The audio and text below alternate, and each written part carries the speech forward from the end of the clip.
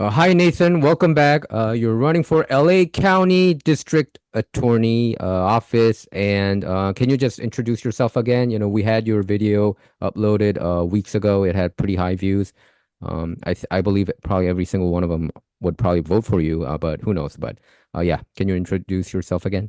Absolutely. My name is Nathan Hockman. I'm running for Los Angeles County District Attorney against George Gascon. I'm someone with 34 years of criminal justice experience as a prosecutor and a defense attorney with hundreds of cases under my belt. And my opponent is actually someone, though he's the DA, he's never actually personally prosecuted or defended a single criminal case in his whole life. And he's instituted some of the most extreme pro criminal policies in LADA history. Hmm. My job is to bring back proportional, accountable criminal policies that tell criminals that, look, we're going to hold you accountable for your actions. I'm not going to bring back mass incarceration, Hmm. but I'm going to bring back an approach that I call the hard middle, because it's based on the hard work of looking at each case individually, looking at the defendant's background, the crime committed, and the impact on the victim to determine who the true threats are to our public safety, often repeat offenders and need to be behind bars, and the ones that aren't. Your first time nonviolent offender will still have to pay a debt back to society if they violate society's laws. But that debt can be community service, restitution, pay it back if you steal something, or a diversion program if you have a drug addiction, where we'll give you a choice. You can go to prison or you can do an 18-month rehab program. And Hmm. if you successfully complete it one day at a time, we'll give you a certificate and wipe your record clean of that crime. Hmm. That's the hard middle, proportional, accountable approach to criminal conduct, which is the opposite of George Gascon's extreme pro criminal approach that just says that there are certain crimes and there's certain criminals that he won't prosecute because of his Hmm. own political agenda, not because of the facts and the law. Yeah, the Menendez brother issue suddenly came about because I think you're right now 30 points ahead on the recent LA Times poll. I was surprised. Nathan, were you surprised about the LA? Let's first talk about the LA Times. It's a very liberal paper.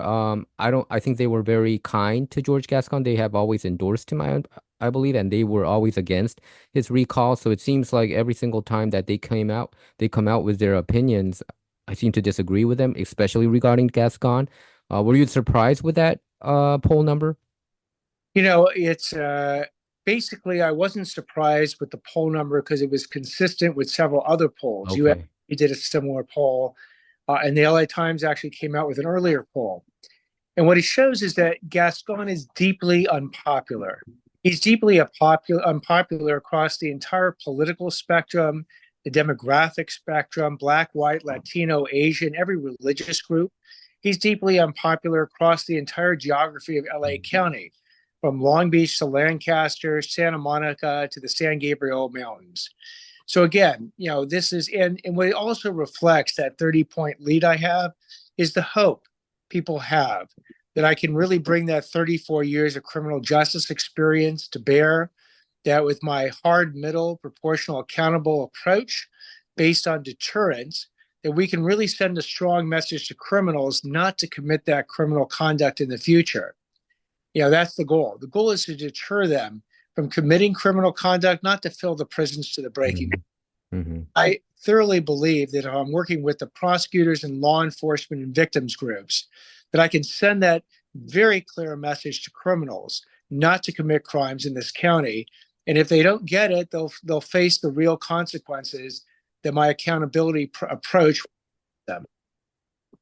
Hmm. Yeah, I was talking with I went to one fundraiser event yesterday. I was invited and as a journalist, I wanted to get the feel of it. And I was talking with one guy, African American man, and he told me that city of Los Angeles is Gotham City.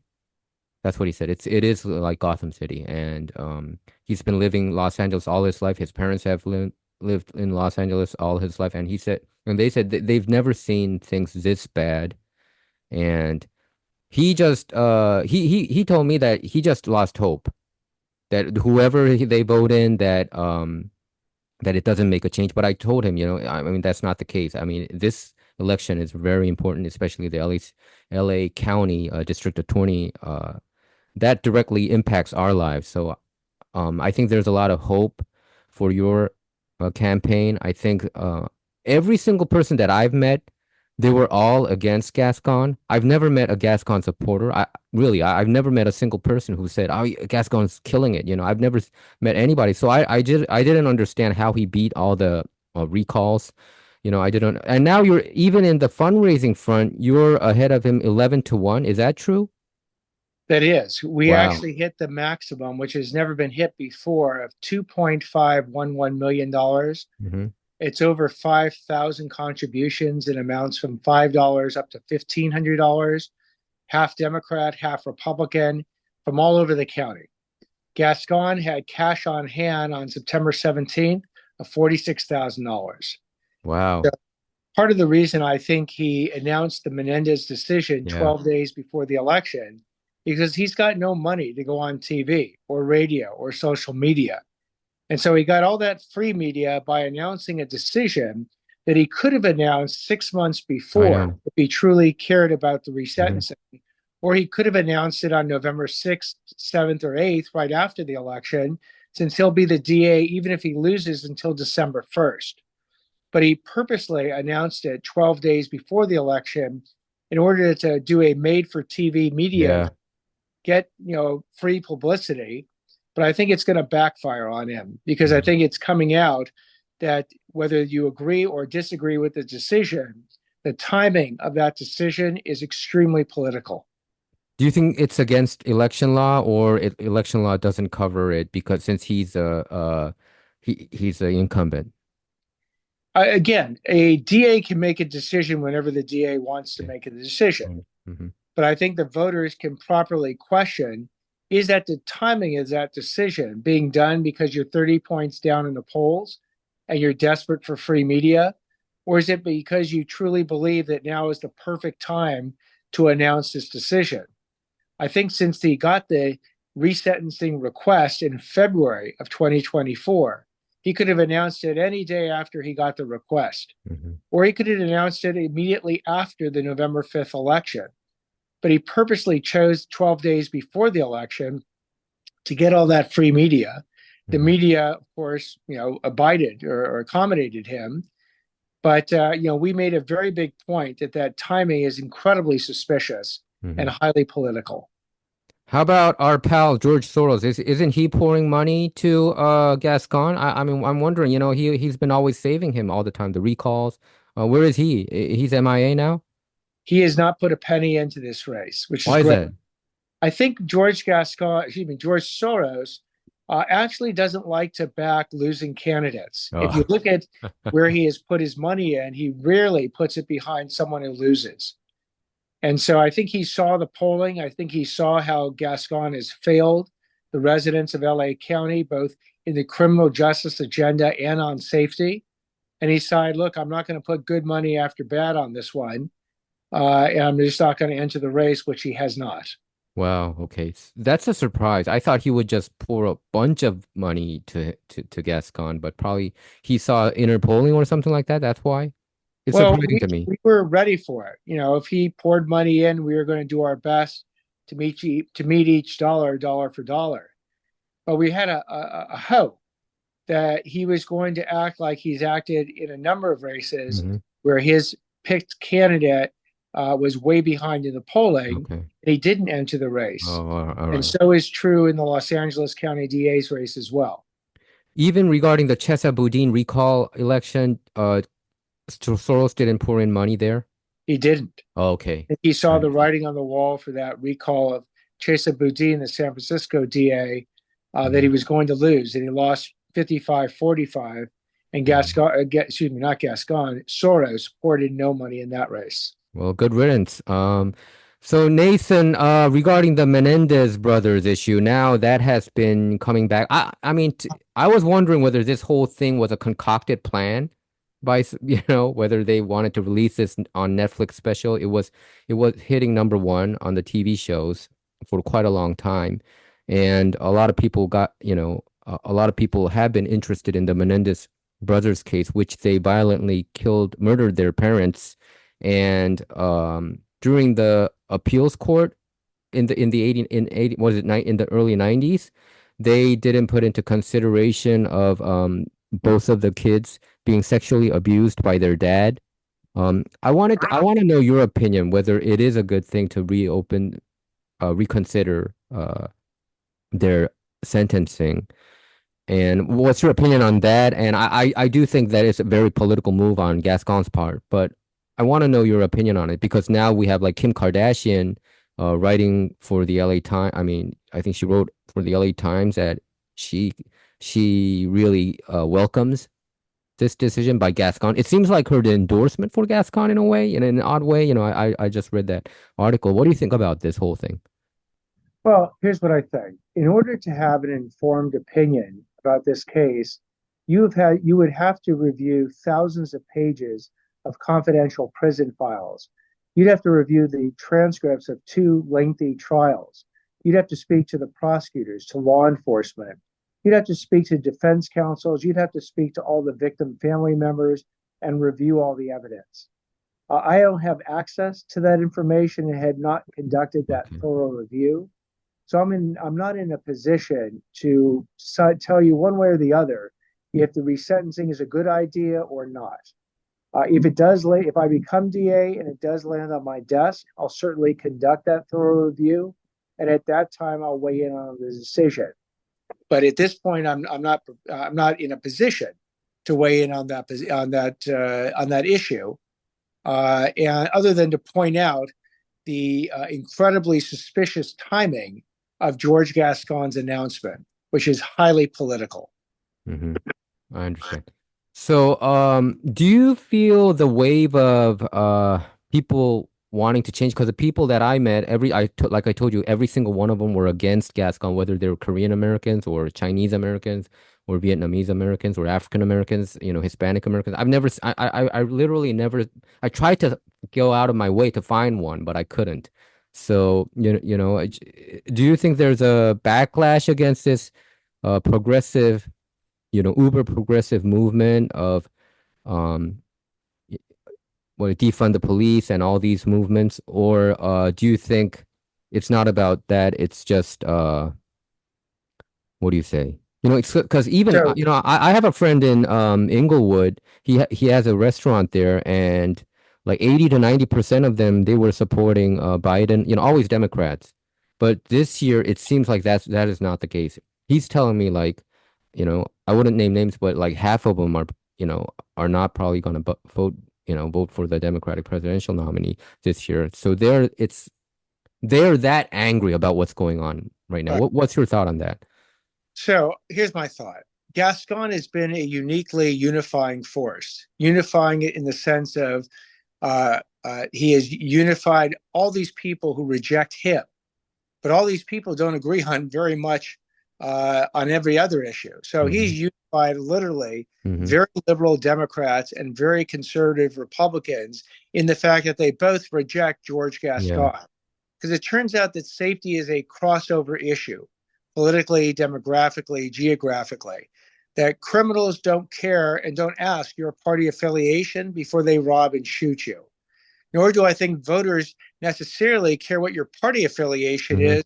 They want to know if you can keep them safe, if you have the experience and the game plan to really hold criminals proportionally accountable and bring back deterrence and lower the sort of the feeling and the reality that people experience now in this county of feeling unsafe. Hmm. And again, my game plan, my experience resonates with people. And they say, look, we gave George Gascon 3.5 years to try out his social experiment with our safety, Yeah. and he's failed. And I think it's the failure of the policy, not necessarily the policy, but the fact that it ultimately ends up failing to keep people safe, that people are reacting to. And so I bring in a new set of policies, a new set of hopefully effective, proportional game plan that will restore safety in our community. And people say that makes a lot of sense, and I'm willing to vote for that candidate. And Hmm. I appreciate that vote very much. Did you feel any kind of course correction from George Gascon after he was facing, two recalls and the backlash. I know the media has been protecting him pretty much for quite a long time. Do you think he was trying to be a little bit more probably my social experiment is not working. I should course correct myself. Did you get that kind of impression, or he never learned anything from this So there are whole certain endeavor? there are certain small policies that he did course correct on. And by course correct, he basically created a few more exceptions to his policy so that he could now be accused, for instance, with hate crimes. Hate crimes was a policy on his day one. He said, we're no longer going to prosecute hate crimes. Then there was a huge backlash from the community, and Mhm. he course corrected and he says, okay, we'll allow some hate crimes to be prosecuted. Same thing with juveniles being transferred to adult court. Initially, his initial policy for years was that no matter what the juvenile does, no matter how many people they shoot, that juvenile will go through juvenile court and be out by the age of 25.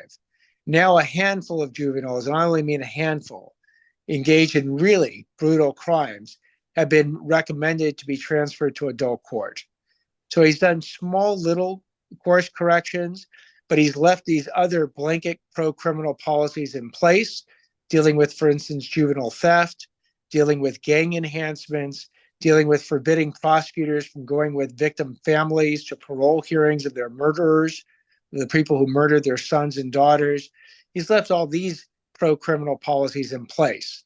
So no, he has not learned. He has not Okay. course corrected. He has not pivoted, which is why he's down 30 points in the polls. Yeah. So when I interviewed George Gascon, he blamed the courts, the judges, and he also blamed like psychologists. He also blamed Proposition 47, which he co-authored actually. Um, so is it Proposition 36 that's supposed to pull the teeth out of Prop 47? Am I Well, understanding it it, correctly? are right to the number. It's Proposition 36. And Hmm. what we really do is go after repeat offenders.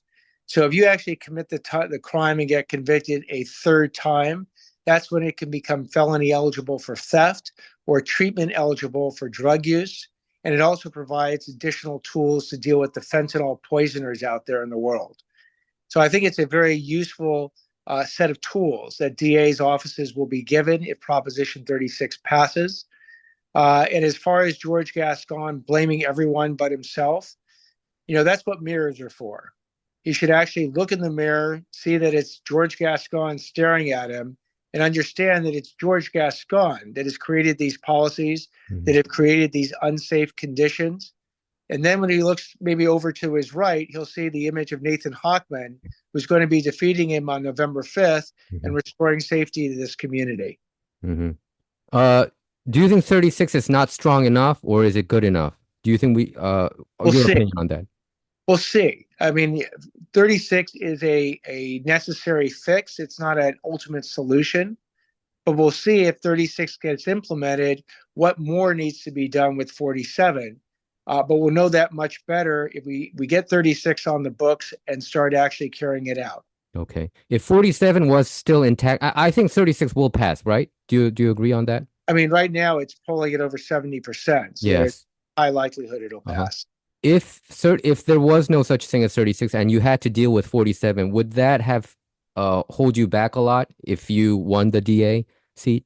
I mean, it's not good. I mean, there are 58 counties in California. 57 of them prosecute the misdemeanors that George Gascon doesn't. Okay. And they've been able to deal with 47. It's probably, I'm sure every DA would like to tweak it a bit and amend the law or get rid of parts of it. But the other 57 counties have been able to keep a decent level of safety and accountability, even with 47's limitations. Got it.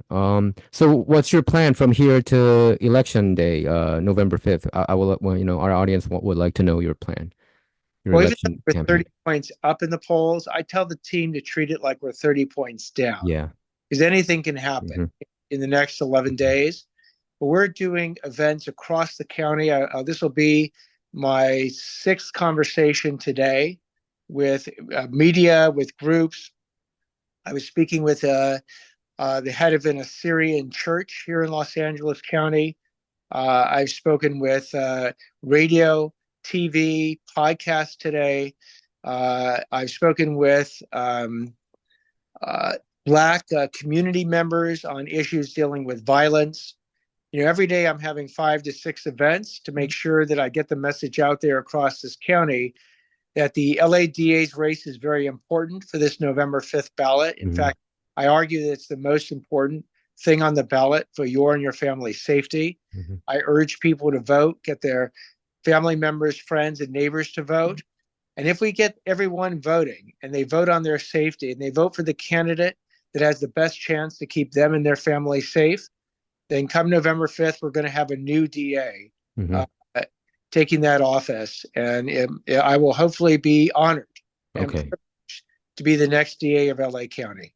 If you look at all the ethnic group, Korean Americans, Chinese Americans, Asian Americans, and also Caucasians and Jewish and African Americans, do you get the same response? Or is it for some ethnic groups, it's like, I can feel that they're supporting Gascon a little bit. I want to ask you that. So I've had a similar experience to yourself. I have met incredibly few people who come up to me and say, I'm supporting your opponent, Gascon. I have traveled to Black, white, Asian, Latino groups, every different religious group, probably in our society.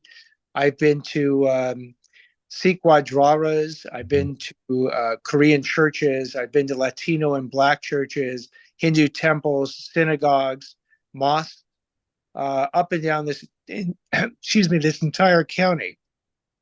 And these are frustrated people. They all care about their safety. I meet with so many parents who are worried about their kids. And they say, look, you have to win this election because we need a DA's office that's going to keep my kids safe. It's going to make sure the kids understand that that if you break the law, there are consequences for your action. So it is, people have taken this DA election very, very personally. And I think when safety gets threatened, as it has when Gascon has been our DA, that people really wake up and they ask themselves, well, how did this happen? Then they trace it back to the DA's policies. Then they see that there is an opponent that makes a lot of sense, and they're prepared to vote for that opponent, which is myself. Yeah, because I would like to know, he's still getting some kind of endorsements, right? So I think we should all kind of go after them.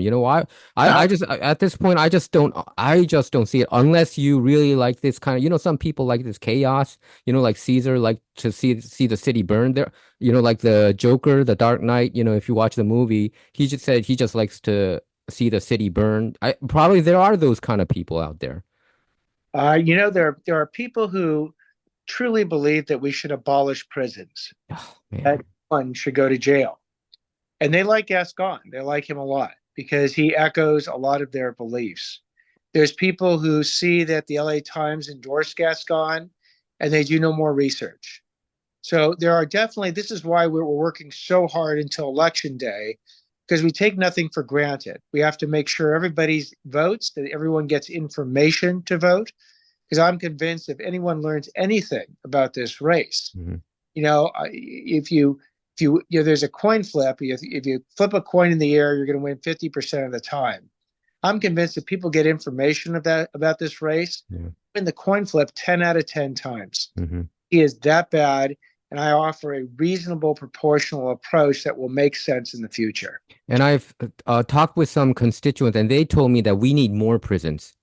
Contrary to some people said we need more prisons because if people commit that much crime, we need them in prison. Well, what is your thought on that? Is it too harsh?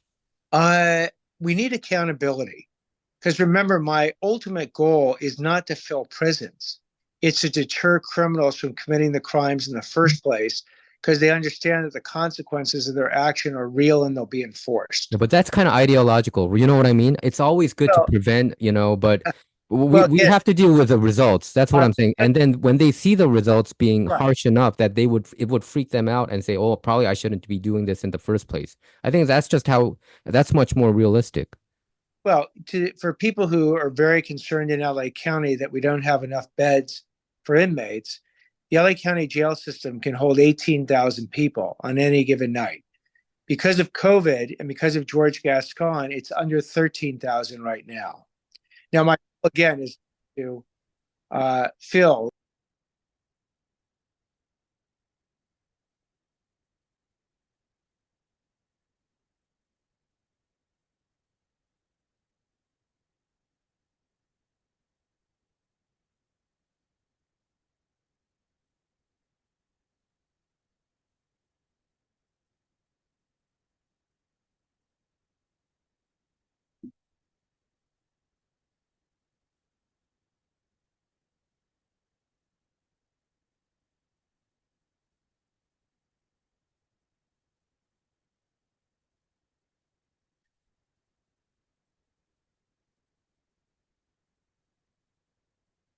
Telephone number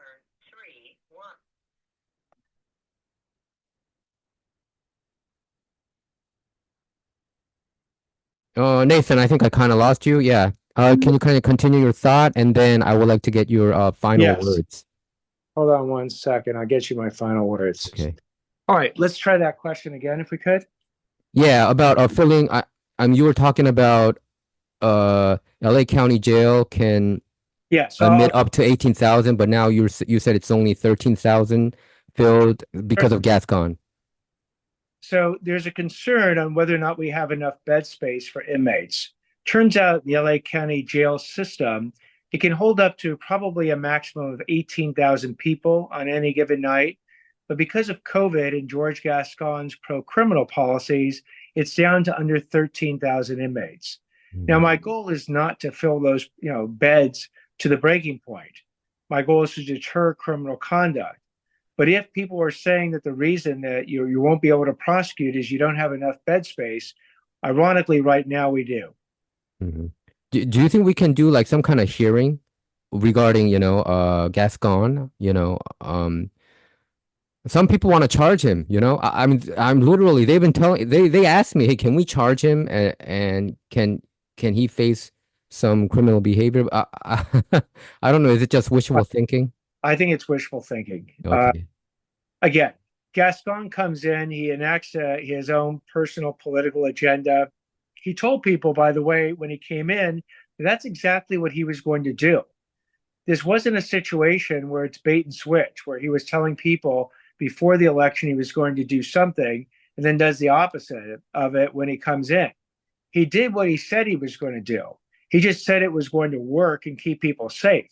Mm-hmm. And it's so for people who don't like the agenda, sadly, they should have come out in force in 2020 and made sure he never won the election. Mm-hmm. Now they have a chance to do exactly that. And I urge them greatly to come out in force in 2024 and make sure he doesn't win this election. Mm-hmm. So LA County was at its safest back in 2014 when Jackie Lacey was the county DA, right? Do you think you can make it safer than 2014? Well, I mean, Jackie Lacey in 2014 hit a 50-year record for keeping safe and keeping basically criminals from committing crimes. She was great. I'd be thrilled to her record. I don't need to beat it, but if I get a 50-year low in crime in 2025 or 2026, I would be absolutely thrilled. Okay. And you would have enough teeth if Prop 36, right? I mean, you need more teeth. 36 deals with theft. Prop 36 also deals with drug use, and it deals with fentanyl crimes.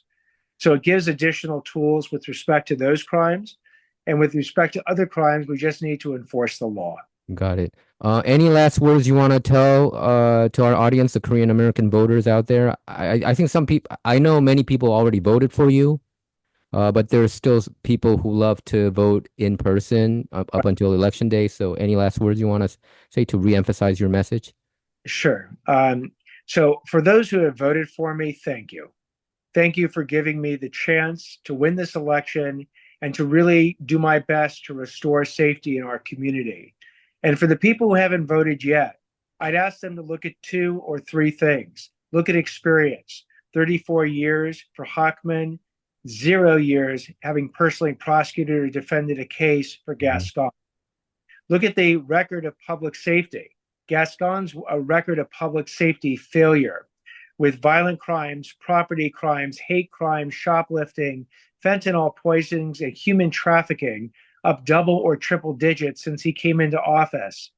And my proposal for a hard middle, proportional accountability approach based on deterrence has the best chance of actually working and restoring our safety.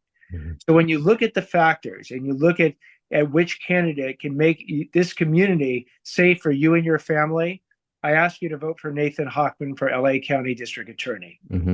And when you win, when is the sworn-in date? Is it this year or next year? December 2nd of this year. December 2nd. Do you have to clean house?